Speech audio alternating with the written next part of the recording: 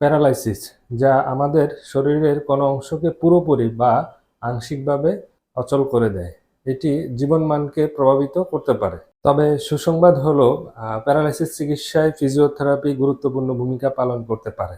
আজ আমরা জানব কেন প্যারালাইসিসে ফিজিওথেরাপি নেওয়া অত্যাবশ্যক। প্যারালাইসিস মূলত স্নায়ুতন্ত্রের ক্ষতির কারণে হয়, যেখানে মস্তিষ্ক বা মেরুদণ্ড থেকে সংকেত প্রদানে বাধা সৃষ্টি হয়। এর ফলে শরীরের নির্দিষ্ট একটি অংশে সাড়া দেওয়া বন্ধ করে দেয়। এটি আঘাতজনিত, স্ট্রোক বা অন্যান্য স্নায়বিক অসুস্থতার কারণে হতে পারে। এখন ফিজিওথেরাপি কিভাবে সাহায্য করে? প্যারালাইসিসের কারণে যেসব জয়েন্ট বা পেশি ঠিকভাবে কাজ করছে না, তাদের নমনীয়তা বজায় রাখা এবং ব্যথা কমানো হচ্ছে ফিজিওথেরাপির মূল লক্ষ্য। নিয়মিত ফিজিওথেরাপি সঠিকভাবে করলে পেশির শক্তি এবং কার্যক্ষমতা পুনরায় ফিরে আসতে পারে। প্যারালাইসিসের পর ফিজিওথেরাপি শুধুই একটি চিকিৎসা পদ্ধতি নয়, এটি একজন রোগীর জীবনমান উন্নত করার জন্য গুরুত্বপূর্ণ একটি ধাপ। তাই প্যারালাইসিসের পর যত দ্রুত সম্ভব একজন ফিজিওথেরাপিস্টের পরামর্শ নিন এবং সুস্থতার পথে এগিয়ে চলুন।